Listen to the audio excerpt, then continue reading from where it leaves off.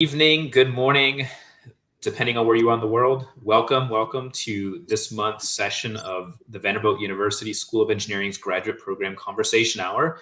For this month, it is an honor to invite our guest speaker for today, who is Dr. Michael Miga from our Engineering, Science, and Intervention program, and I'll let him give us a brief intro in a moment. Want to thank Emily Musing, who is in our marketing department that helped put together today's event. So would like to give everybody just a brief introduction, a little bit about who I am before we begin. So my name is Gabriel Luis. I am the Director of Graduate Recruiting, as well as the Assistant Dean for Graduate Education at the School of Engineering here at Vanderbilt University. So I will be hosting tonight's session with Michael. And what I'll do is Emily, in a moment, will be sending out a link, a registration link for today's event. Oh, I see it just went out. And if you have not done so already, I highly recommend that you fill out the form, fill out the registration, tell us a little bit about yourself, and I will be able to follow up with you after this event. So feel free to have at it to fill out the form. Also, we will be taking questions throughout today's session. So I have several questions I prepared today for Dr. Miga, but at the same time, if you have any questions, please feel free to post the questions to the social media chat that you're joining us from, and we'll be able to get to those questions, and we'll hopefully be able to answer as many of them as we can in tonight's session. So without further ado, I would like to invite our guest today, Dr. Michael Miga. Would you like to just start us out with a brief introduction about yourself? Sure. So it's great to be here. Thank you for inviting me, Gabriel and Emily, also your work behind the scenes there. My name is Mike Miga. I'm a professor of biomedical engineering here at Vanderbilt. I've been here for about 20 years. My background is actually, it's truly kind of cross-disciplinary. I actually did my undergraduate training in mechanical engineering at the University of Rhode Island, a small state school I guess it's the size of Vanderbilt. At Rhode Island, and I did my PhD up at Dartmouth, where I kind of changed from mechanical engineering more into biomedical engineering, and now I'm in the biomedical engineering department. I'm also appointed in neurosurgery, radiology, otolaryngology as well. So I kind of do all that kind of work as well. And I've been doing a lot of biomedical problems for a very long time and love doing it. All right, wonderful. Thank you so much for that introduction. And we'll start off with our first question of the day. So question being, so engineering, science, and intervention at Vanderbilt is a relatively new program, especially, when it comes to our Masters of Engineering programs that we have in engineering. So Michael, can you tell us a little bit about kind of where did the idea come from to start this program and kind of why now? Sure. Yeah. So it's actually got a pretty long history. So it's not starting right now to some degree, but so really at Vanderbilt, engineering, surgery, and intervention have been working together for really about 4 decades right now, really back into the 80s. It's interesting if you look back at some of the historical aspects of where the program comes from. A lot of the first systems, if you're familiar with image-guided surgery or things like that, a lot of the first systems were developed here at Vanderbilt. And even the terminology that's used in the field, things like target registration error and fiducial localization error, things like that all those terms were coined at Vanderbilt with Vanderbilt faculty. So it's really been a long history of working together. And a lot of that's facilitated by the medical center because we're so close, such close proximity. And so, we've been collaborating with surgeons across many different departments for really all that time. And so really kind of in the last, I'd say, 5 to 10 years, we really started working on ways of kind of codifying that educational component. And so that's kind of what started it. And then, we have a training grant program that's also in ESI. It's for our doctoral students. It's not the Master of Engineering, but the doctoral students. And so we really started to put together, kind of a curriculum or a broad-based curriculum as part of that program. And then we really wanted to kind of extend that to the Master of Engineering, a more design oriented, a little shorter runway, in terms of not quite as long a program. And so it kind of came out of all of that as a history. And it was I've got a lot of things to say about it. It was really a recognition, that it was a little bit more of extended training past undergraduate level would be necessary. So we did a lot of research really we asked a lot of our commercial, collaborators and partners and folks that we've worked with in the past, and present. And we were asking them, we've had a very good luck in working with industry with our doctoral program, but does every student need to be a doctoral student in order to work with these folks? And the answer was no. And they really would like to have some Master of Engineering type students. And so we started to kind of take our training program and modify it to kind of fit the Master of Engineering program and to make kind of what I would say is a really unique, design experience or a unique environmental experience working here. We are very unusual in that way. And so that's kind of how it came about. And it's been a lot of fun. And it's one of the, I hesitate to say the most, but I think it's certainly one of the most, if not the most, clinically immersive kind of environments in the country, maybe even nationally and internationally.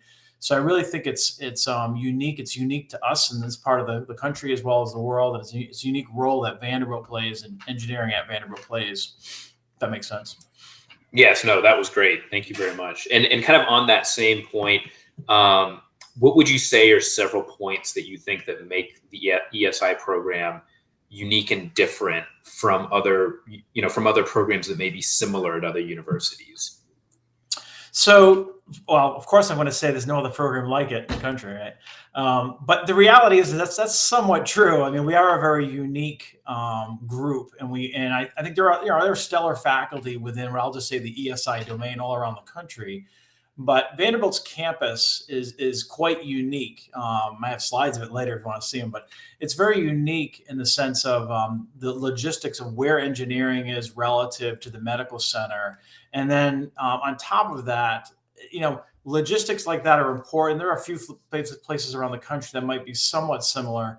But the history of the two groups working together has led to this kind of unique educational and learning environment, collaborative environment that is very different than other places. And so if you get a chance to look at the campus folks that are out there, one of the things that we have that's unique at Vanderbilt is the Vanderbilt Institute for Surgery and Engineering. So I'm one of the co-founders of that as well. And the program, Master of Engineering, and the actual training program for the pre-docs are all kind of underneath this umbrella. That's, again, part of the School of Engineering, but it's an institute dedicated to surgery, intervention, and engineering, all kind of working together.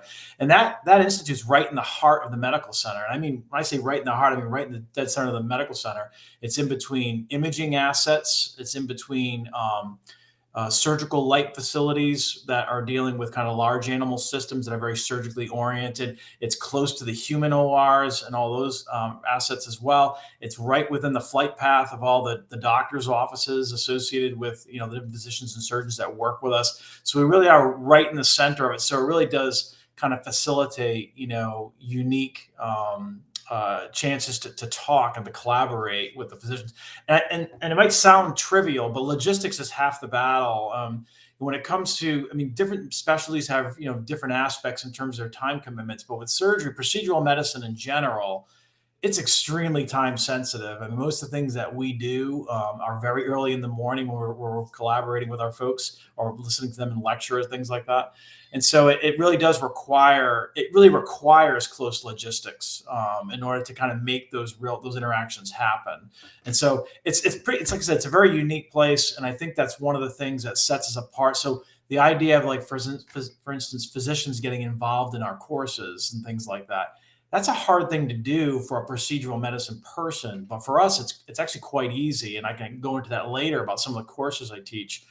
But it's unique to Vanderbilt. You won't find it in other places. And it does allow, what I'll just say is like real domain experiences that kind of come through to the student. And that's actually really hard to create because you have to have, enough time and enough familiarity with the people that you're working with to really it really is a culture. It's really a culture of collaboration in that sense. And it's hard to build that unless you're seeing each other kind of on a routine basis, and in ways other than just like meeting up at a research meeting and talking. That's great, and those are important things. But seeing them in class, seeing them in the hallway, seeing them in the lab, all seeing folks in that kind of environment is really important. And so it really is unique to what we've achieved here at Vanderbilt. Yeah, so I think you hit on a very good point. And it's something that we really can't emphasize enough is the fact that Vanderbilt is one of the few universities in the nation that does have wonderful program in engineering that's right next to the world-renowned medical center, it being the Vanderbilt University Medical Center. And I think it's one thing to kind of hear people talk about it, but it's another thing to actually go from engineering and literally walk several minutes and you're all of a sudden in the medical center. And so when we say proximity, like it's literally right next door. That's what's key about this. So VICE itself, the institute itself, and where the students just so the students out there that want to join the program, the Master of Engineering students are housed in VICE. That's kind of they have first dibs in terms of moving into the space. So, but if you're in VICE, the front of it has all these glass windows that look out onto the medical center campus, the medical center itself. And if you know where to look, you stand in the window, you can actually see where the windows are. The OR is across the way. And for me, I know exactly how to get to the ORs pretty well. And so I can literally go from VICE and I can get into an operating room probably in about 4 minutes if I want. If I ran, I could do it in a minute or two, but like 4 minutes, 5 minutes, and it's literally across a little area and then up a stairwell, and you're in the operating rooms, So it really is unusual. And what I'll say is the physicians take that exact reverse path when they're going back to their offices. So I'll give you an example. Reed Thompson is a collaborator of mine. If you look him up online, he's the chair of neurosurgery here at Vanderbilt. And we're doing some work with HoloLens. We're actually creating, it's actually an undergrad/grad project where we're creating kind of a virtual planning session for when they do image guided surgery. So they do a certain amount of tasks in order to do image guided surgery. And we thought from a training perspective, wouldn't that be neat if you could do it all in the HoloLens? And it was actually reasonably realistic and that it really represented the true tasks that you're doing. And so he was coming out of the OR about, I don't know, 5 o'clock at night and said, can you come by? And he just walked right by, walked in device, and he put the HoloLens on his head and, worked at it for about, I don't know, 10 or 15 minutes and went back to his office and went home. So that little piece of data, right? 15 minutes of what do you think of this, Dr. Thompson? What do you think? And it's just hugely valuable. And you have a medical center that's not co-located in that unique way. You are not going to get that. You're just not going to get it. That's an excellent point. A really good example too. Michael, next question. So can you tell us a little bit about the curriculum of this program? Kind of what can students expect once they enroll in the program? What's the graduate program timeline that we're looking at? And I guess what are the options that students have when it comes to actually being able to pick different areas of concentration when it comes to what you're doing? Okay. So because that's a pretty big question. So in general, there's 2 tracks in the program right now.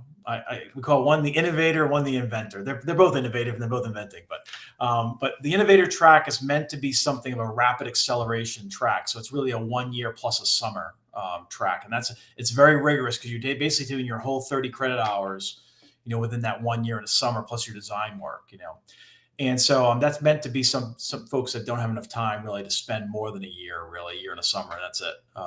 And then we have the inventor track, which is meant to be a 2-year program, but ultimately you could take 2 to 4 years if you want to. And, I recommend to the folks that have a little more time or want to, really leverage Vanderbilt to do things, things towards the entrepreneurial kind of mindset. We have a lot of different resources here at Vanderbilt. Things like the Wondery, you can look it up online later, but essentially associated with things that spur entrepreneurialism and things like that. And if you want to take advantage of those things while you're here, you're going to have that extended time, which is what the inventor track is meant to be. So yes, it's a 2-year track, but it can take a little longer if you're part-time, but you got to leverage all those Vanderbilt resources. And one of the things that I like to talk about a little bit is the library system we have here. We have by far one of the best collections of journals, technical journals, and things like that for doing further study as well as inventing and things like that. So it's been one of the 20 plus years I've been here at Vanderbilt. It's been the one thing I've been most thankful for is just the sheer breadth of all the journals that we have, and not just engineering journals, but also on the medical center side, almost every clinical journal out there. It's just a great library for really researching and kind of understanding your problems. So those are the 2 tracks, though. It's a little bit of the resources, and what the program is really geared at, really developing more of your engineering skills. I mean, there's a lot of different programs that are out there and things that may emphasize more entrepreneurial aspects within the curriculum itself, and that's important. But I think we have other resources at Vanderbilt that you can actually take advantage of for that part. And what I'm trying to do is really trying to generate engineers that have a really good background and knowledge in the aspects that really drive the technologies for surgery and intervention. Okay. And so those areas of specialty are things like modeling and simulation, robotics and medical devices and instrumentation, things like interventional imaging, image processing with AI, machine learning, that type of work as well. I'll have a general topic of guidance and delivery. We have an area of interventional therapeutics. Surgical data science is another one that we have folks that kind of work in those areas. And those are kind of probably the overarching areas of technical expertise. Now, if you were to come to Vanderbilt and enroll in the Master of Engineering, would you take all those areas? Certainly not. I mean, you could spend 7 or 8 masters here doing all that kind of area. Typically, students, as they adopt projects, will have certain areas that they're going to need to pull from in order to kind of master those areas of design.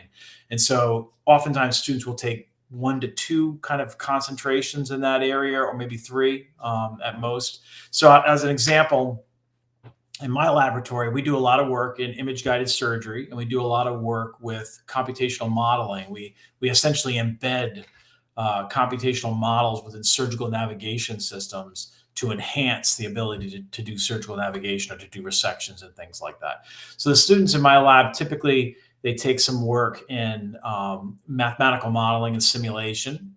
They also take a little bit of work maybe in image processing, and then maybe a little bit of work in interventional imaging. Those things tend to fit together well for the kinds of technologies we develop. And then, part of that is, the degree itself is quite broad in the sense of coursework.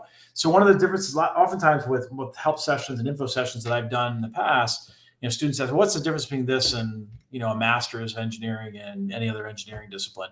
And it's really the flexibility. And so we have a couple of core courses that students take that are very clinically immersively focused. So that's probably the main difference in what an ESI degree is. We have a singular purpose in the sense of exposing you into an immersive environment associated with surgery and intervention. So you get exposed to a bunch of different physicians doing all kinds of problems, that kind of thing. And then as far as the coursework associated with those domain areas, you'll notice that they're not engineering domains, right? They're just topical domains in some sense.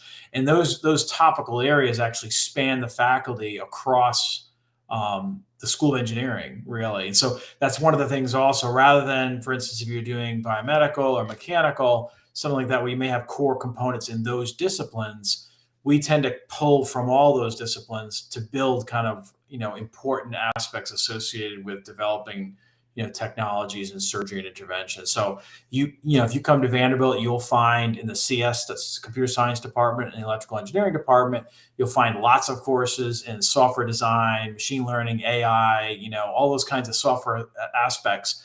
And you may want to pull courses from there, but maybe you're doing something in interventional imaging, which is very strongly influenced in biomedical engineering. And so you maybe be wanting to take courses in biomedical engineering and computer science and EECE. And so there's no kind of barrier to those kinds of things. And so it really is kind of customized to the kinds of things you want to develop with whatever technology you're working on. So I think that kind of answers most of your question. I don't know if I lost track of all of them, but yeah, so that's kind of the flavor of the program as far as, and the timeline, again, it can be 1 to 2 years, or if it needs to be a little longer, that's fine too. It's really up to the student to some degree and how they want to progress. I personally think if you're entrepreneurially minded or just want to really get into design, you can spend some time here and really take advantage of, really take advantage of Vanderbilt. And I'll give you another example, which is, and this is kind of a known thing, which is, in industry, if you're sitting in an industry job, oftentimes it's very difficult to get input from physicians. It's actually really challenging, and it's actually costs a lot of money. Usually you have to go consultants, and you might get them on site for a day or something like that. Our kids are seeing tons of physicians, talk to them all the time, and they're also getting chances to go in the operating room and the interventional suites, and they're watching procedures, they're watching, extended procedures. It's really just again, a unique environment that couples into the technical training in a very, really unique way. At least I think, anyway.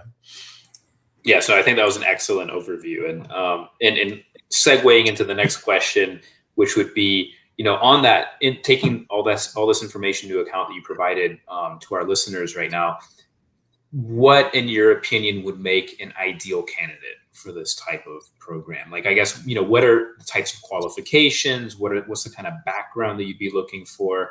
And this is just a rough estimate, just an idea, just to kind of give our listeners an idea of what it is that we're looking for.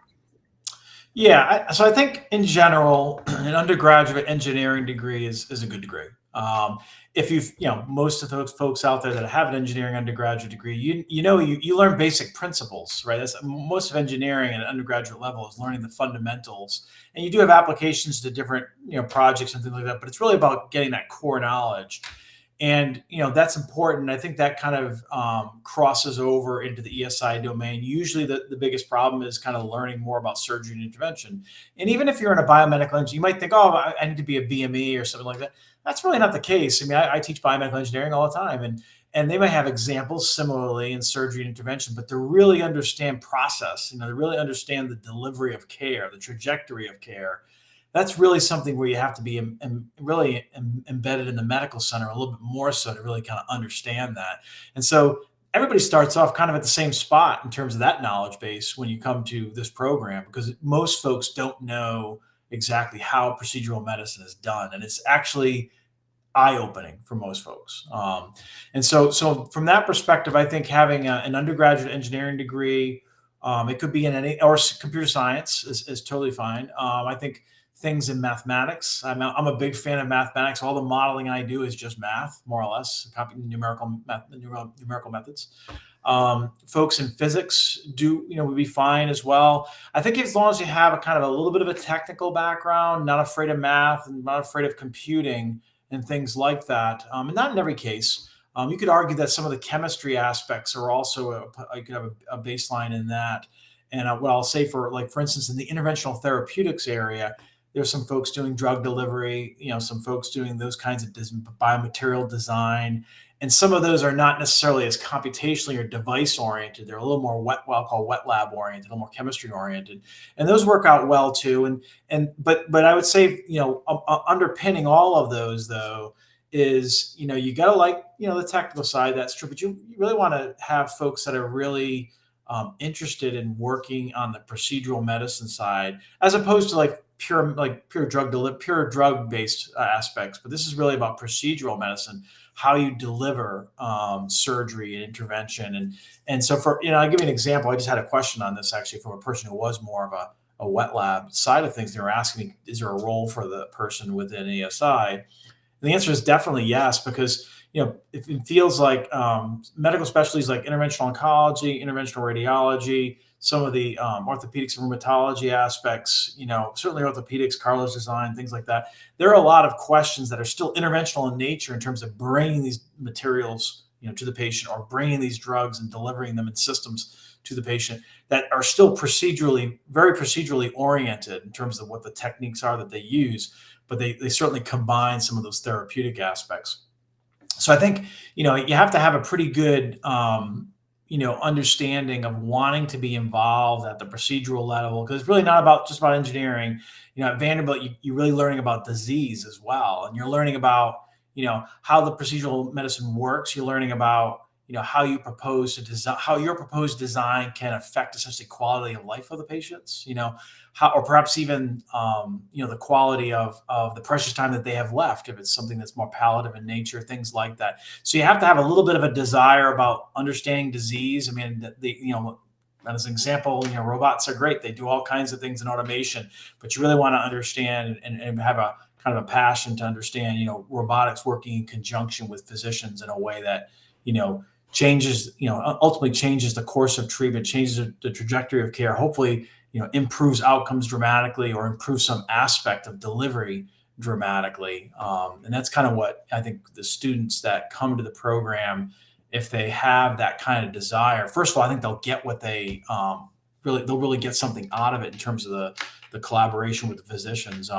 We have a course I teach, which is one of our immersion courses. I don't know if you're going to ask about later, but one of our immersion courses is called Engineering and Surgery and Intervention. It's called Provocative Questions, and this is a core requirement of the program.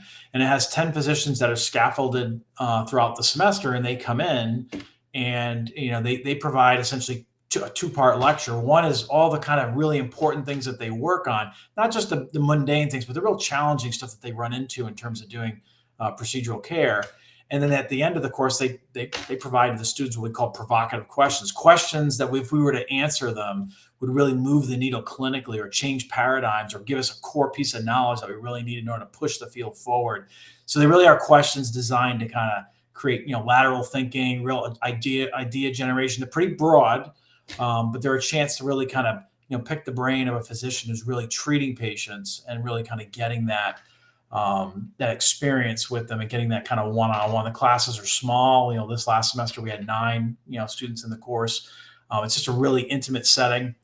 We have another course that's called Clinical Interactions that I am allowing some of the ESI students to take. That's actually more of a shadowing-like experience where the students would spend time in the operating rooms. That course is a little bit more iffy, only because it is something that requires the physician to actually, bring the students to the operating room with them. So it obviously has limited space requirements. You can't have a ton of students going through the operating rooms willy-nilly in terms of a course. But that's another course that's open to some of the ESI students as well. But the first one's a core requirement. The second one's open to some of them depending on projects. And it's been really great. And I think it's been very eye-opening to see the nature of procedural medicine and how it's probably not what you think. It's probably a little bit less sophisticated. If you're an engineer, you understand detailed measurements and quantitative data and measuring, correlating experiment to models in a really fine-tuned way. Medicine's a little more, procedural medicine's a little more instinct. It's a little more feel. There's certainly an experiential factor that is profound. So when you want to get treated, you do want a physician who's been treating for a while. It's worthwhile. But it's something where that what we're trying to do is create technologies to kind of level the playing field as well as make everybody play a better game. That kind of thing. Excellent, wonderful, thank you. And in that light, there may be people watching tonight that are working professionals, or they may have families, and they may ask, what kind of flexibility, would they have in the program if they want to? Do they have to study full time, or is there an option for part-time studying as well for people that are in those situations? Right now, certainly the 2 to 4 year window essentially allows for part-time studying, and it is something right now. Excuse me, we do work on a residency aspect right now. So all the courses are offered and things like that are handled at Vanderbilt right now. We are looking at maybe in the future, not right now, but perhaps doing some online work as well. There is an aspect to, I don't foresee ever having a non-residency requirement completely.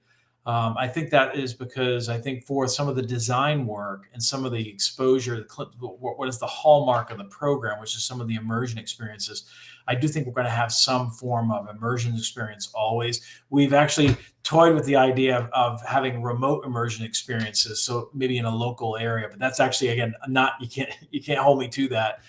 We're working on those kinds of aspects because most folks that work in this industry, will know that having that clinical contact is really important to making, technologies that will work in the operating room. It's so easy to develop something on the bench that you think in your mind will work great, but when you actually have to navigate the operating room, understand how physicians typically do things, even understand the order of how things actually occur, is extremely important in terms of developing, the proper workflows in order to make something that's truly adoptable, from a perspective of technology design.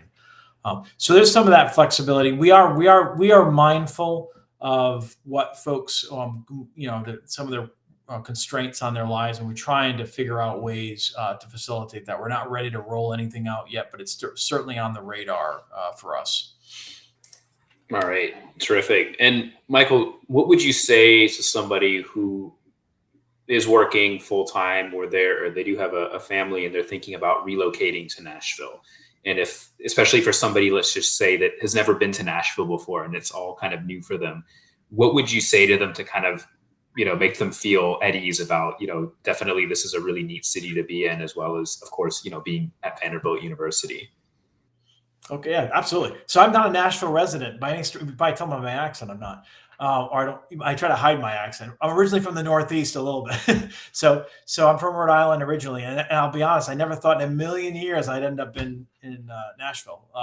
But I love it. It's been great. I've been here 20 plus years. I have kids. I have a family, a full family.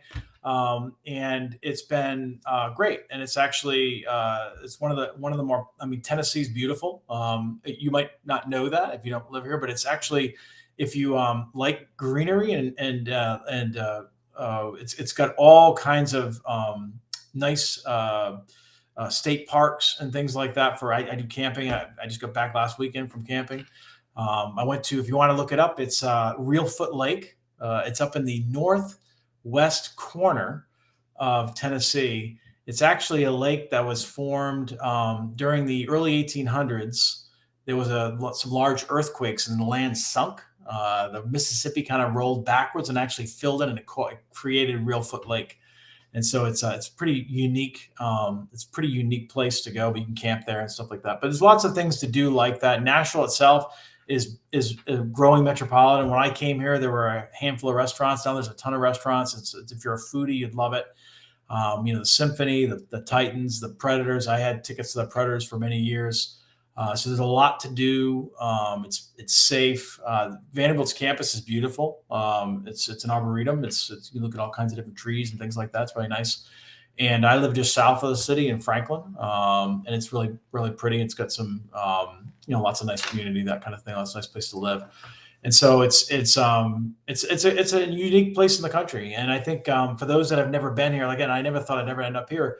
It's got a whole unique, we were very centrally located, so you can drive. I mean, if I'm originally from Rhode Island, so driving more than 40 minutes was a long drive to me. Back then, I don't see that it's not anymore. But 6 to 7 hours, you can be down at the Gulf Coast. 8 hours, you can be over at the on the Atlantic and Savannah, for instance, 8 to 9 hours.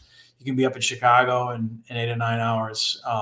You can be in St. Louis in about 6 hours. You can be in Washington D.C. in 10 hours driving. So it's really nice. We have a really nice airport too, as well. So you can go everywhere in the country. You can be in San Diego in 3.5, 4 hours. You can be in the Northeast in 2.5 hours, 3 hours. You can be in DC in an hour and a half by plane. They actually used to have a flight to Key West that was direct, but that actually went away. I think they're opening a direct flight to Heathrow too, I believe. It's very short. They had it for a while. It stopped during COVID, and it's coming back in. I believe it started recently. So it's really nice. It's very family friendly. Good schools. Everything's good, and you have a lot of fun. So if you come into Nashville, it's also the bachelorette capital of the world, which that's kind of another thing. But a lot of bachelorette parties down in downtown. It's fun though. It's all right. Yeah. So, and I would say Nashville is definitely a very good balance of city life and nature all in one place. The outdoors, you have it all in one area that's in very close proximity. So yes, Michael, great. Yeah, that was a great introduction of the city. How important is it to have had, let's just say several years of working experience before coming into this program, as opposed to maybe a student that may want to join right out of undergrad? I think there's roles for both of those within the program.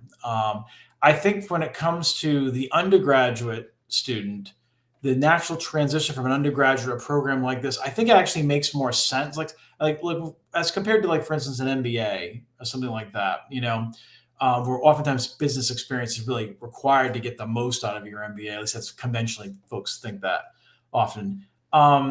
For us, because undergraduate, it is hard to gain all the skills that are necessary in most of the technologies that are kind of pervasive within device industry right now. I think it's hard to gain those skill sets in the undergraduate. It's not impossible, but I think it's difficult. It's challenging because it's such a kind of a more broad-based experience.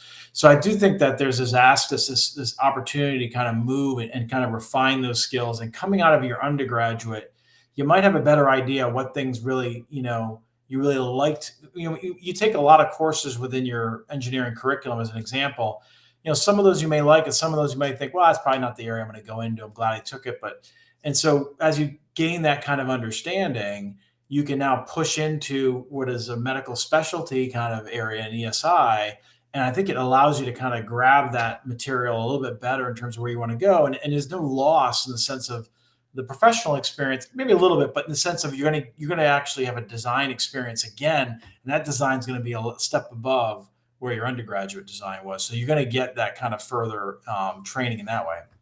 From the industry standpoint, I look at it as a couple in a couple different ways, which is, it's incredibly how fast paced these technologies change. I mean, it is a constantly evolving field.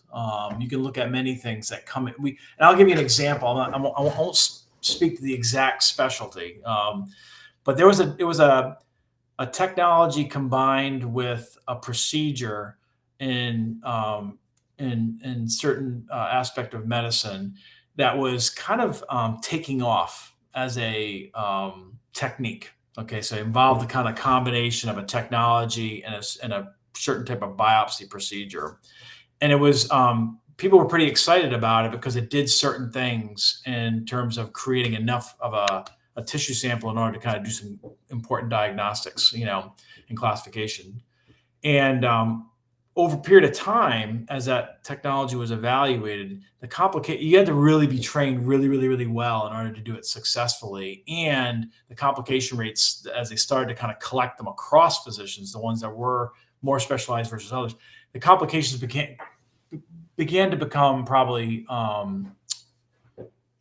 too much in terms to support the technology. So we've had, and even in our little program within a 4 or 5 year period, those kinds of evolutions of things where folks think, yeah, we're going to invest in this, and then it changes over time. So things change very, very rapidly. So you can imagine if you're in industry and you're kind of developing your career, there are things coming out all the time. And in academia, we have a lot of access to that because a lot of times we're working on a lot of that work. And so I think it gives you to step back into kind of the real, innovator mode, where you're looking at really the most cutting edge things that are coming out of labs, and you get exposure to it, right? You can come back to the lab and kind of get really good exposure to that. And that's actually pretty powerful in my mind. I always think that, no offense to the industry folks, but I always think we're the academics, we're usually about 10 or 15 years kind of looking at things well ahead of time. Oftentimes our workflows are terrible when they don't like them right when we first come up with them. But the idea of kind of stepping back into where things are kind of exciting things are happening at the really cutting edge of research, that's what you get out of coming back to the lab. And the second thing that I think is hugely important, and I just said this earlier, which is, oftentimes you get your clinical exposure. You have to bring people in, maybe to get a little bit of clinical exposure. You can get a lot of clinical exposure by stepping back, coming back to Vanderbilt. I mean, if you get involved in a very clinically oriented project, there's a good chance that you could be meeting very, very routinely with a physician and really kind of developing that technology right alongside, maybe make a company with them. We have several physicians that are involved with startup companies. So it's a chance to do those kinds of things where if you want to, that's probably the third thing. If you wanted to come, say you didn't like your job as much and you want to come back and start doing entrepreneurial things for yourself, there's no better place to do it than through our program. If you want to, again, assuming you want to do things within the surgery and intervention domain, and we just have a huge faculty, and the clinical cadre is so in there. I mean, I always think surgery and intervention has a little bit of an advantage versus some of the other areas in medicine because, we all speak the same language. A lot of innovation and very inventor kind of culture associated with our clinical cadre, not just the engineering cadre, but the clinical cadre. And that's pretty unique. And so you'd have that opportunity as well. So really those three things kind of for the industry folks, if that they're so inclined. All right. Yeah. Thanks for delving into those two areas in terms of student populations. And Michael, can you tell day-to-day life of a student in your program? So in other words, kind of like once they get up in the morning, they go to class. I mean, what can they expect in, like, let's just say the span of any given week, for example? What are they doing? Yeah, so I'll tackle a couple things there, which is one thing I just want to mention before we end today too is I do go through a process of with the students of trying to line them up with projects. So we do customize that to some degree for students as they come into the program. I just want to mention that. As far as day to day goes, obviously during the semester, you're taking courses, and typically a full time student is 9 credit hours or 3 courses. That's pretty rigorous. And so students tend to be doing that. So on a day-to-day basis, you would show up on campus, you'd be in the medical center. So that's where Vice is. So you on a day-to-day basis, your home base, your desk, effectively would be in the Vice space. And you can see some actually, if you get a chance, on the ESI Master of Engineering website, there is a virtual tour on there, and you should go into it because that's actually a mock-up of the exact size essentially of Vice. And so you can see the mock OR, you can see where the student areas are, you can see where the lounge is, you can see the peripheral labs, you can see some of the makerspace areas, as well as the faculty offices, as well as the conference room facilities, and some of the we have rapid prototyping and laser cutter and things for some of the prototyping. So a lot of those things you can go look at that. But in a day to day, that's the environment. That environment, even though it's virtual right there, it's real, and it's real. It's real. It's a real bricks and mortar thing. That's where you'd be sitting on a day to day basis. You'd go off to class if you were taking provocative questions. Like I had one of my master of engineering students take it this semester. She was coming into there. I was having my course down I had 2 classrooms, one associated with the conference room, and then I had one which is one of these amphitheater, which actually was a former, if you know anything about surgery intervention, they didn't have lights when surgery first started. So they used to have windows, and you do your surgeries and you teach by doing some form of surgery by light. And folks would observe you from amphitheater-like room. So that room's been converted into a classroom. So we use that one as well, and the surgeons come in. So that's the other thing I wanted to say. If you're going to get in this field, the physician time is extremely limited, and you have to really take advantage of it. And so our provocative questions when we have our physician talks, in order to hook up with them, oftentimes we're doing that before rounds. So we are sitting in a classroom and engaged with our surgeons at 7 o'clock in the morning. Not every lecture, but probably 70% of them, we're doing that in the morning. So you might do that. You might have to show up at 6:45, 6:30 with your coffee in your hand and get to watch a lecture with our physician and interact with them. You go back to lab, you might do some homework, that kind of thing. You might have a laboratory setup within the Vice space, and maybe you'll do a little bit of work on something like that, depending on what the project is. You may find yourself going to the operating room and the interventional suite just to watch a surgery. If you have a really good, like one of my students right now is going to be watching breast surgeries. We have a project in image-guided breast surgery, and so she's going to be watching some breast surgeries. And so things like that can happen as well. At night, you might go. There's a lot of places to have a drink, and you might go home and just have some dinner, and then come back the next day and do it again. All right. It sounds like a good routine. Not bad. Mike, it's exciting, definitely. And Michael, can you talk a little bit about career outcomes for students that finish the program? So kind of obviously these are students coming in from diverse backgrounds. Obviously, it's a very interdisciplinary type program. So what can they expect really when it comes to career outcomes? Yeah. So first of all, the program is new, so we don't have our alumni of this particular program right now, but we do have a pretty good history. Again, I mentioned the pre-doctoral program. So we have a lot of students that have gone on from our doctoral program into industry. And so I recommend if you have a chance, again, going to the website for the Engineering Science Intervention Master Engineering Program, you'll see an industry advisory board that's there. That's a newly constructed, and they're helping me with the curriculum design. We're talking about a lot of interesting possibilities in the future, internship type things, and that aspect. We're still working that out. But if you look at that advisory board, over half of them are Vanderbilt alum and coming out of essentially the ESI program. not the Master of Engineering right now, but our doctoral program. And they're if you look at the companies that they're in major medical device companies, things in the AI domain with oncology. You see folks. There's one of our students is in Stryker Medical, which is a large Medtronic major medical device industry leaders in the world, really. You got folks. We have robotics folks that are in intuitive surgical senior positions. You can look at actually we have also there's another one there that's also a Vanderbilt alum out of the ESI program who's doing a startup in medical robotics. And so the answer for the outcomes is we have placed folks essentially within, and I'll speak to more of the device stuff because that's kind of what I know more about rather than necessarily the therapeutic side of things. But certainly within major imaging companies like Siemens and Philips, we've placed, lots of folks have gone there. We've had folks go to, again, robotics companies and things like Intuitive Surgical, Abbott Neuromodulation. One of the students went to neuromodulation.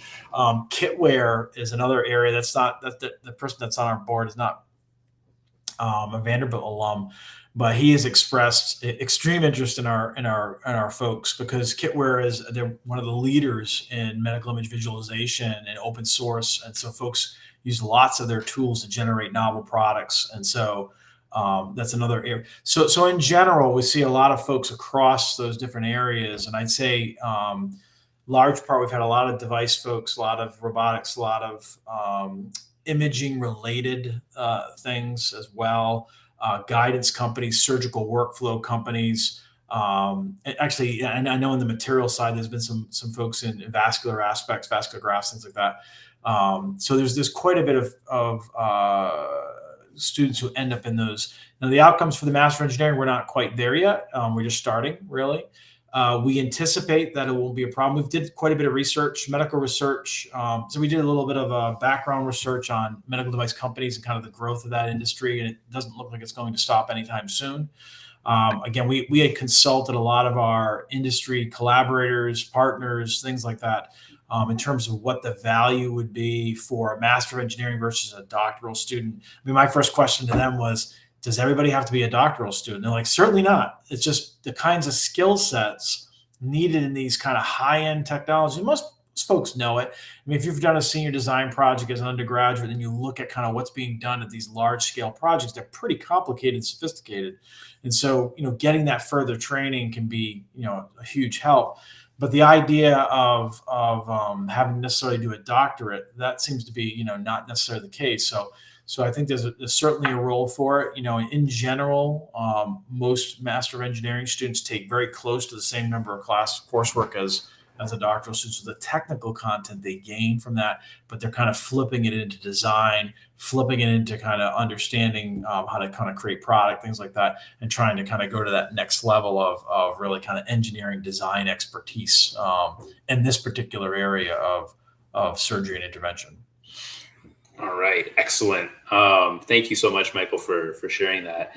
I see we have several minutes left, so I do want to encourage any of our viewers out there. If you have any questions, please feel free to send them to us. We will be able to see them here on our platform. So have at it. If you have any questions out there, be happy to answer them. Michael, my next question to you is, can you tell us a little bit about your own research, a little bit more in detail, as well as the courses that you're teaching right now as well?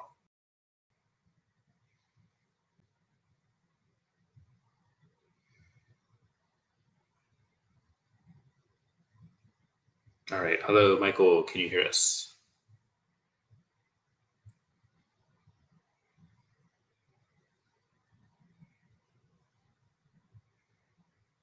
All right. We'll give Michael a second. It looks like there may be some connection issues. All right. Hold on, everyone. We'll get Michael back on very soon. Just give us a minute.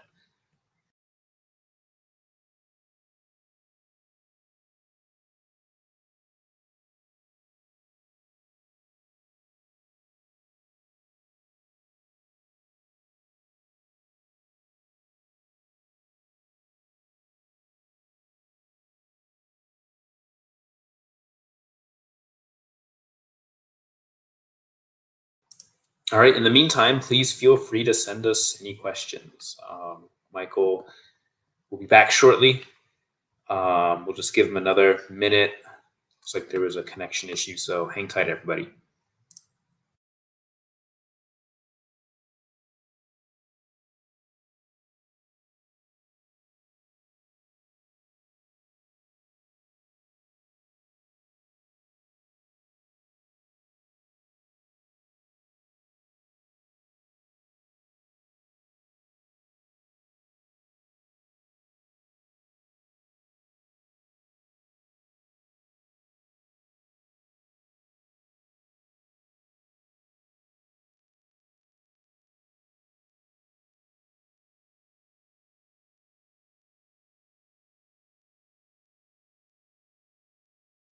All right, and just want to remind everybody, if you haven't done so already, please feel free to fill out the registration link that went out at the start of today's session.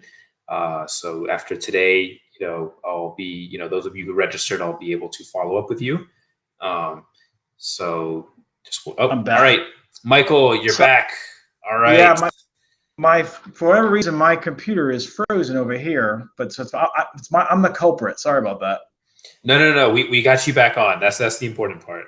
It's okay. I was talking to everybody about other stuff, and so yeah, we we made the time go by, so we're good to go now. Just telling everybody just to fill out that registration link as we talked about before, and I'll follow up with you after today's session. Michael, in the last several minutes that we have, can you tell us a little bit about your research? So going into a little bit more detail about what is it that you do, and then what are some of the courses that you teach? Sure. Yeah. So I teach. So my research area is basically the idea of kind of embedding computational models within surgical guidance systems. And so, so I'll give you an example, which is, so if you think about, we typically use medical images as a way to kind of navigate anatomy in the operating room. So it's a way of kind of bringing the patient's anatomy while you're doing surgery in order to try to figure out kind of where disease is, if you're trying to do resection or something like that. But you can imagine that as you do surgery, things change.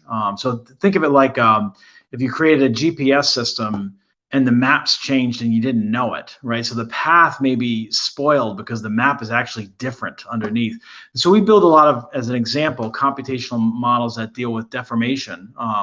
And so we are able to essentially accommodate kind of changes in the surgical path dynamically by using computer models and tying them in conjunction with the surgical navigation systems. And so that's one of the things. And we're doing that in liver and brain and breast as an example. We're doing other things in things like ablative therapies, doing like forecasting of thermal dose and things like that. So it's this idea of kind of using not just, normally when folks think of modeling, they think of, well, you have to know everything in order to model it. And that's true to some degree, but we really are using them as embedded predictors, kind of within guidance systems or surgical navigation systems. And so that's kind of what our research is focused at.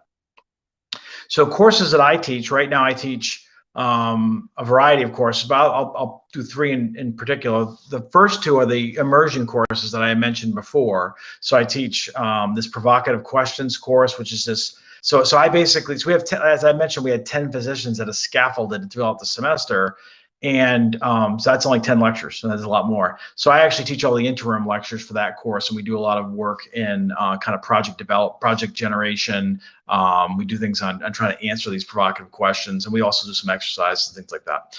We also did the clinical interactions course, and that course requires the students going to the operating, but we meet every week, and we talk about those experiences. And actually, I mentioned Dr. Thompson earlier. Dr. Thompson actually also sits in the course. We actually go over the students' experiences in the operating, and we talk about them, discuss what happened, that kind of thing. And the course, the more technical course I teach is a course on computational modeling for surgical interventional applications. And so we do a lot of finite element modeling. We also do inverse problems, which are associated with imaging problems. And so we do a lot of work in that regard. So it's really a course where you're doing simulations of biophysics, and you're tying that into data, and you're using those things in conjunction to kind of create something new. Oftentimes, I kind of classify it as computational imaging. Sometimes you can classify it in that way as well. But so that's kind of what I teach. I teach some undergraduate courses in biotransport and other modeling courses as well. I taught biomechanics as well. But those are kind of the primary courses that I'm teaching right now. And then there's a lot of other courses. There are courses. I think you didn't ask me that before, but there are other the courses that folks can take. We have a lot of courses in robotics. There's a suite of them. A lot of courses in imaging and photonics across the School of Engineering. We have lots of courses in image processing as well as AI and machine learning. There are courses in therapeutics as well and drug delivery. We also have some of the ESI faculty will just create a course. We had 2 courses. One was in open source programming for medical image software. That was one that was taught last semester. And we had another course that was techniques in technical methods within surgery and intervention that was really focused at kind of device interfaces for dealing with things like surgical guidance and things like that, some of the equipment we use and kind of what the techniques we use in terms of more of the process associated with image to physical registration and alignment, things that facilitate surgical navigation, that type of thing. All right, and thanks for you actually got to my next question, which you had already answered in this previous question about what are the different types of course offerings that you offer. So I'm glad you went into that. I think that's of course a very important. Yeah, one thing I'll say is so we have a lot of special topics courses. So in other words, if a student's looking at a catalog, you may not find that course. You may not actually. It's going to get a course number soon. But the faculty like to do things a little bit different, and they like to they're a little spoiled in some sense. They like to develop a new course and develop the content, and they'll just teach it. And so oftentimes these are all special topics courses. And so just because you don't see it in the catalog doesn't mean all the things I'm talking about are not actually there. You can look at. The best place to look at is look at what courses are offered in a given semester, not necessarily the catalog, because a lot of these special topics courses will come up in the actual development. Now that said, the one thing I think is a little bit of a plug for what I'll call the inventor part of the program is, not every course is offered every single year. That's across the country. Every school program is like that. So if you're limited to doing everything within a 1 year, like in the innovator, you're limited to what's offered that year. So that's the only thing I'll say that's a little bit different. So sometimes if you're here for a little bit of the longer run, you'll have access to other courses that'll come online during the course of those 2 years. And Michael, can you talk a little bit about, so I know there's probably some viewers tonight that are thinking, when it comes to going into a professional master's program, obviously they're thinking about networking opportunities, and you give many different examples of how you're bringing people into industry as well as the clinical setting, engineering, all the above into this area, and really exposing, these resources to these students that are in the program. But when it comes to a student that's thinking, long-term professional development type networking opportunities that they can get through this program, I guess, can you talk a little bit more about that? Yeah. So yes, sure. So one thing I'll say that's a little bit different. So I'm going to be careful with this. So we have a symposium every year that's in December, and oftentimes we invite industry folks to that. So this last symposium, we had all the folks associated with the advisory board come. So there's always that access that we have. We have a great career services at Vanderbilt, so that's another possibility as well.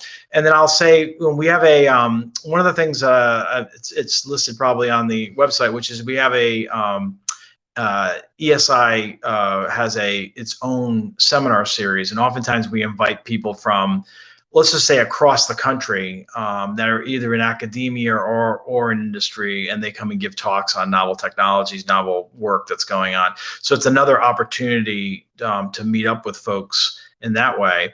The other thing that I think is kind of important as well is locally, in the sense of the students that you are working with. And so we have, within VICE, we have a couple different social organizations, which I'll call them professional organizations, networking organizations, because it's all the students getting together, and we have resources to allow, like for instance, last year we had 4 or 5 alumni from different industries of folks that are associated with Vanderbilt. They came back and gave a whole session at night for the graduate students. It was arranged through Vice Visions, which is our graduate student local group. And what I'll just say is our folks have been always happy to come back and talk to us.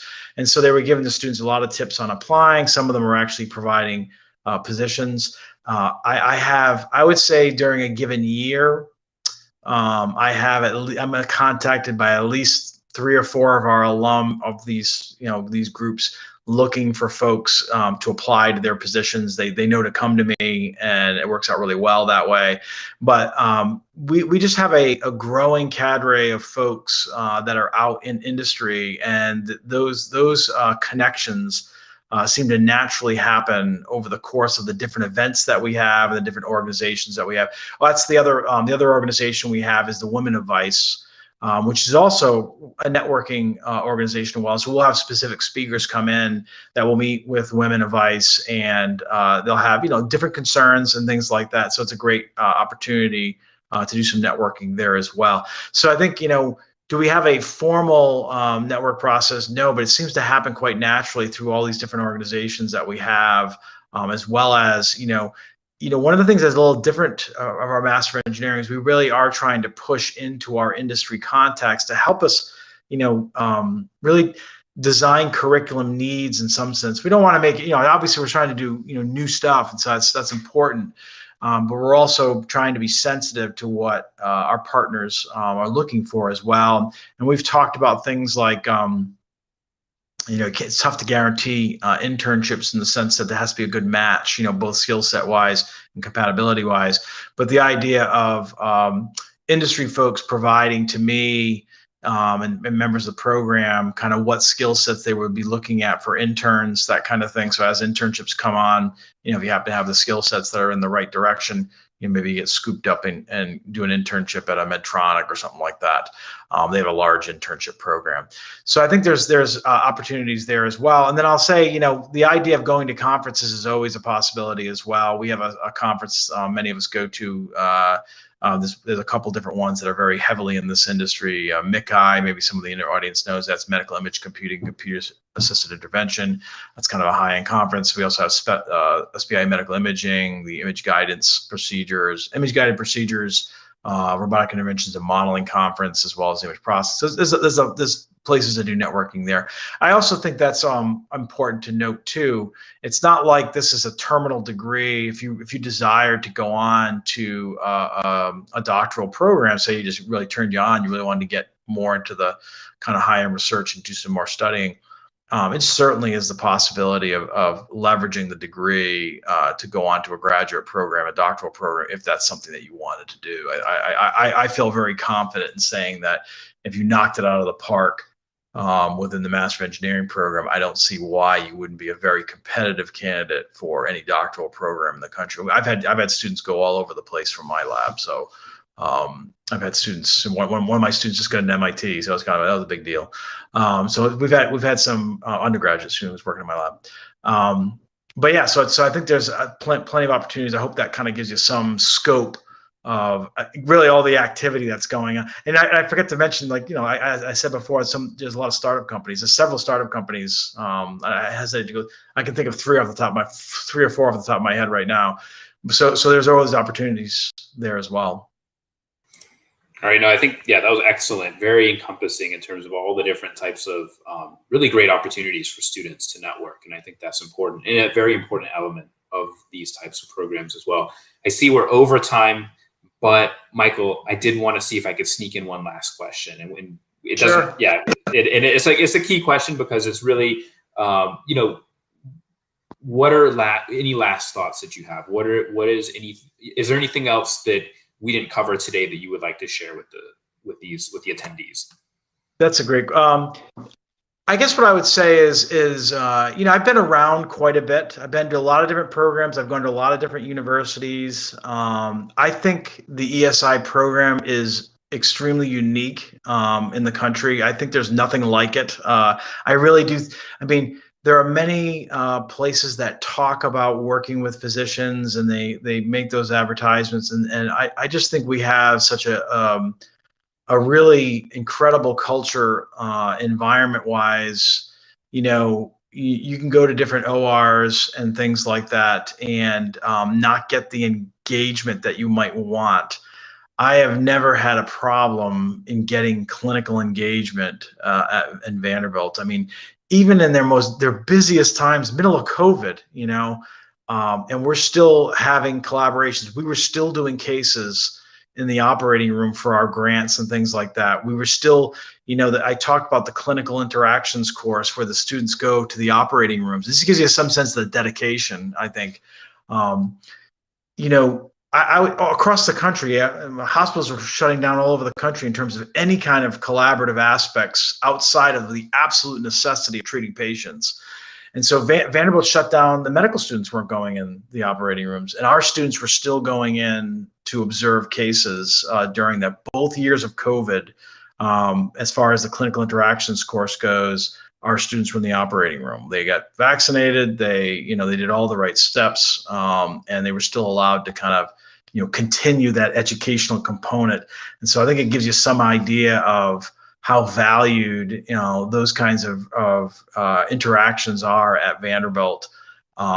It's just really, really unique. And I think unless you're here, you don't really get a sense of it. But I'm always blown away by it. It's just, I stayed here for 20 plus years, largely because of that specific environment for me. I think students that come here as part of the ESI program, whether it's pre-doctoral or the Master of Engineering program, you'll get experience with that culture, and I think you will. It'll change the way you proceed in this field, in this domain, if you come here. Yes, and I think you put it excellent. I mean, it was very, very eloquent. I mean, it's just very much of a niche program, and it's just a combination of so many different elements all in one place, and I think that's great. Niche, but huge impact. Huge. Huge impact. Yeah. The domain outside of the domain we're speaking to, the surgery device. I mean, you look at the industry across. It's a huge industry. Lots and lots of development going on. I mean, Google's got a robotics. I mean, there's all kinds of things that are going on, and everybody realizes the nature of this. Automation and analysis and this device design and all. It's just a huge field of growth, and we have a program that's really tailored for that development. And just the interdisciplinary, the transferable skills that individuals pick up from it. So they're very applicable, of course, to all these different areas that we were looking at. But Michael, I think tonight, at least for tonight, this is we'll have to conclude with that question, but I do want to thank you again. Obviously, I think we could have easily added another hour to today's conversation. Absolutely. but we will definitely show you my slides. We'll have to do that for the next. We'll do it for another upcoming session, and of course, we'll be able to announce that online as well for our attendees. But I just want to thank you very much for your time. This was a very fascinating conversation, very interesting. Definitely needed more time, but just for today, we only had the hour, so we did what we could, and I think we got a lot of really good information out there. So I want to thank you again, and we'll be in contact. And I want to thank our viewers out there for coming out to today's session. Emily, thank you. Doing everything behind the scenes with putting together today's event. Have a great evening, everybody, and hope to talk with you all soon. All right, take care. Thank you.